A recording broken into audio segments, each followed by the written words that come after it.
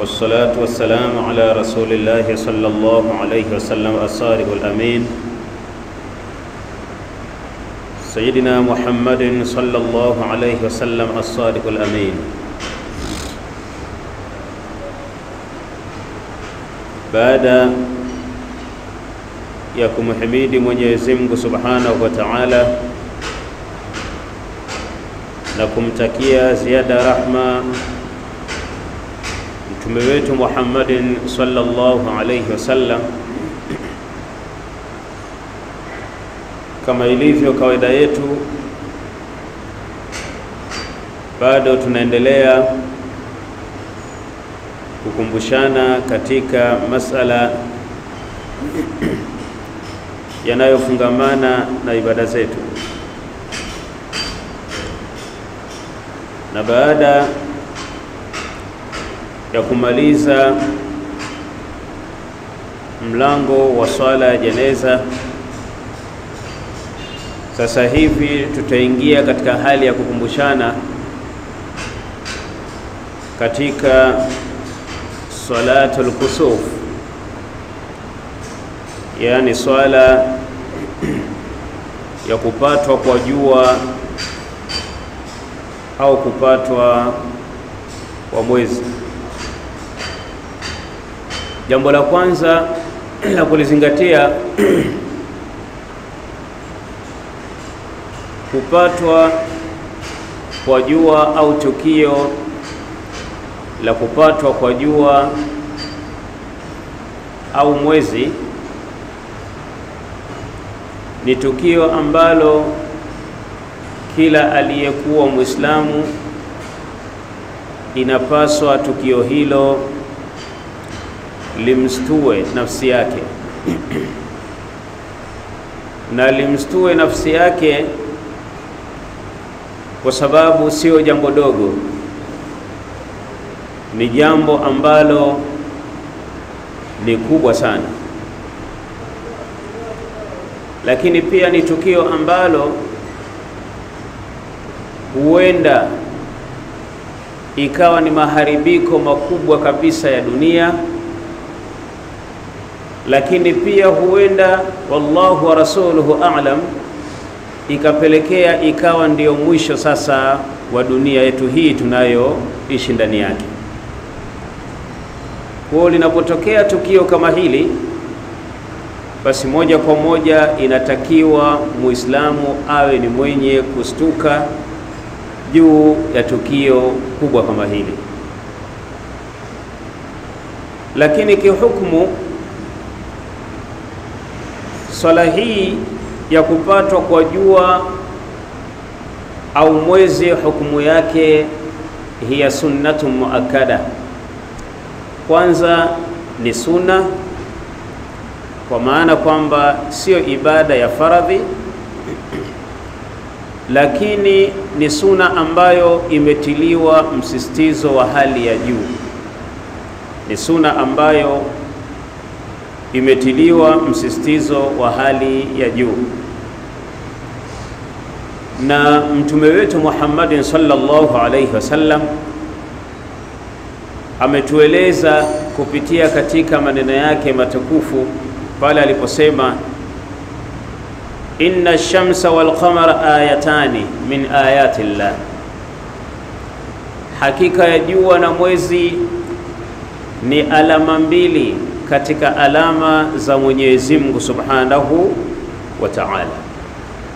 Hakika ya jua na mwezi ni alama mbili katika alama za Mwenyezi Mungu Subhanahu wa Ta'ala.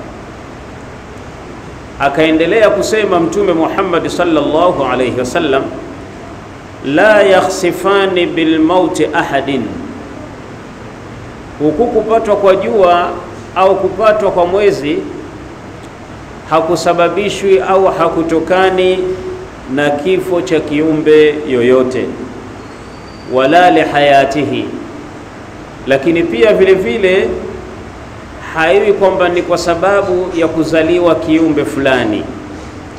Na Mtume Muhammad sallallahu alayhi wasallam akaendelea kutueleza ya kuwa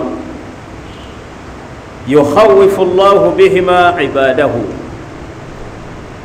Mwenyezi Mungu Subhanahu wa Ta'ala kwa tukio hilo anawahofisha waja wake kwa matukio hayo mawili.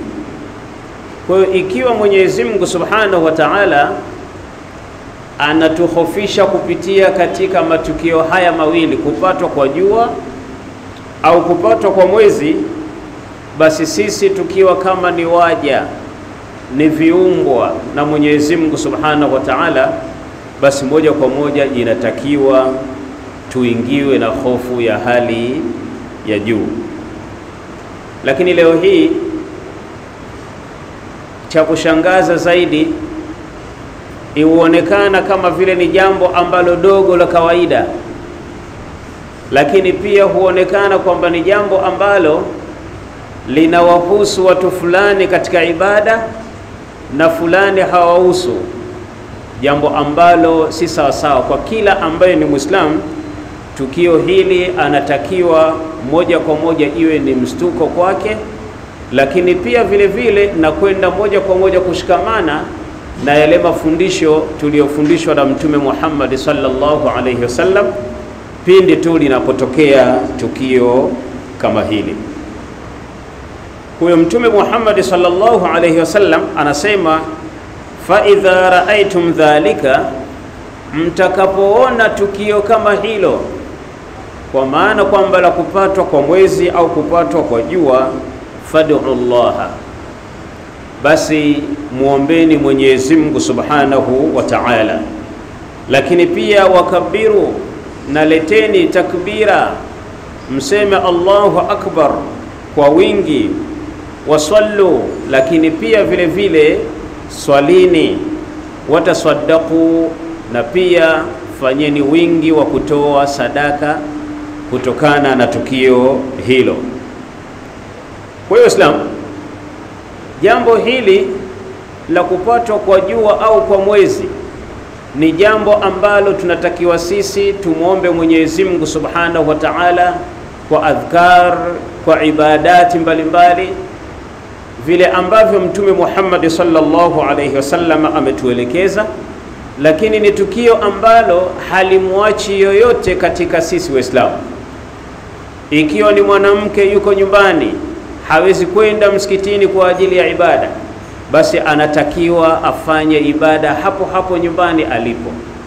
Lakini kwa sisi waume, basi moja kwa moja inatakiwa tuwaamshe familia zetu, na watoto nao pia vile vile wapelekwe misikitini, waende msikitini moja kwa moja, kwa sababu wale wana kubuli kubwa ndani yake, kwa sababu kinachotakiwa ni dua, na dua kinachotakiwa pale ni kubuli na wala si vinginevyo. Kwa hiyo ni jambo ambalo familia kama familia wanatakiwa washikamane nalo, na wala si viongozi tu peke yao.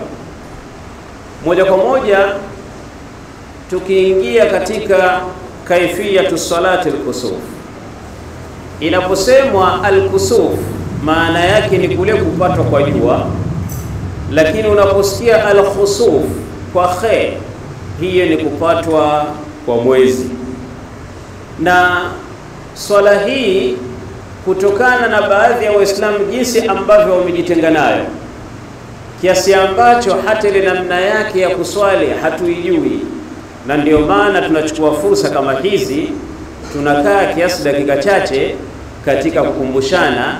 Huenda ikawa usielewe vizuri, lakini tayari huenda itakuwa umekumbuka jambo, na ikawa ni sababu ya wewe kwenda kwa shekhe, kwenda kwa mwalimu, kwenda kuuliza kwa ajili ya kupata ile hali ambayo iliyokamilika. Jambo la kwanza, swala hii kama endapo wewe itakuwa imekupita, basi haina tena kulipa. Ikishakuwa katika jamaa pale imeswaliwa swala ya kusuf au swala ya khusuf, basi hiyo tayari moja kwa moja itakuwa ndiyo imeshapita, lakini haina kulipa. Wahiya rakaatani, swala ya kupatwa kwa jua au kupatwa kwa mwezi inaswaliwa rakaa mbili, tena ambazo ni jahratan, kwa sauti. Ikiwa labda pengine ni kupatwa kwa jua, kwa maana kwamba mchana, basi inaswaliwa kwa sauti. Ikiwa ni usiku, kwa maana kwamba ni kupatwa kwa mwezi, basi pia vile vile inaswaliwa kwa sauti. Yaqra'u fil ula al-Fatihatu wa suratan tawila. Mswaliji atatakiwa katika ile rakaa ya kwanza asome surati al-Fatiha kama ilivyo kawaida, lakini baada ya hapo aambatanishe na sura ambayo ni ndefu. Alete surati al-Fatiha kama ilivyo kawaida, alafu kisha baada ya hapo asome sura ambayo ni ndefu. Na hata kama itakuwa ni imamu mathalan hajahifadhi surati al-Baqara yote, basi hata kama ikiwa ni kwa kurudia itaruhusika hivyo, lakini ilimradi kwamba kipatikane kisimamo ambacho ni kirefu. Baada ya sura hiyo, basi thumma yarka'u tawila. Kisha baada ya hapo kinachofuata ni kurukui sasa. Na kule kurukui kwenyewe inatakiwa ile rukui yako iwe ni ndefu. Lete adhkari zote zinazohusiana na rukui pale. Subhana rabbiyal azim wa bihamdi. Kama endapo utakuwa wewe unaishia hapo hapo, basi hata kama ikiwa ni kukariri, ikiwa ni mara 20, ikiwa ni mara 30, ikiwa ni mara 100, mpaka imamu yeye afanyeje, atoe amri ya kunyanyuka. Lakini inatakiwa rukui iwe ndefu. Thumma yarfa'u fayusammi'u wa yahmadu. Kisha baada ya hapo atakuwa ni mwenye kunyanyuka kutoka pale kwenye rukui mswaliji huyu, na kisha atakuwa ni mwenye kusema sami Allahu liman hamida kama ilivyo kawaida, na atamhimidi Mwenyezi Mungu Subhanahu wa Ta'ala, kwa maana kwamba ni kusema maneno yale yale rabbana walakal hamdu. Kwa hiyo maneno haya atayaleta kama ilivyo kawaida. Baada ya hapo katika ibada ambazo ni za kawaida, kinachofuata hapo ni kwenda sijida, kwa sababu tayari umesha i'tidali, ni kwenda sijida. Sasa hapo sheria inatueleza ya kwamba wala yasjud. Hapo sasa hautosujudu. Hapa ndio kidogo unakuja sasa utofauti kati ya swala ya kawaida na swala ya kupatwa kwa jua au mwezi. Bali yaqra'u al-Fatiha wa suratan tawila. Isipokuwa tu pale sasa utasoma tena suratul Fatiha pamoja na sura nyingine ndefu. Hautokwenda sijida. Utaleta tena suratul Fatiha pamoja na sura nyingine ndefu. Na baada ya hapo thumma yarka'u thumma yarfa'u thumma yasjud. Kisha kinachofuata sasa ndio utarukui tena na kunyanyuka tena sami Allahu liman hamida, na sasa ndio utaelekea katika sijida. Kwa hiyo ina maana kwamba suratul Fatiha katika rakaa moja zitasoma mara 2, lakini pia vile vile ni kutokana na nini? Na rukui 2. Kwa hiyo imepatikana suratul Fatiha mara 2, lakini pia pamoja na rukui 2. Huu ndio utofauti wake.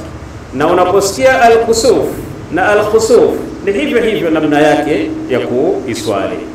Kwa hiyo hapo sasa thumma yasjud, kisha mswaliji atasujudu sajdataini tawilataini, sijida 2 ambazo pia vile vile ni ndefu.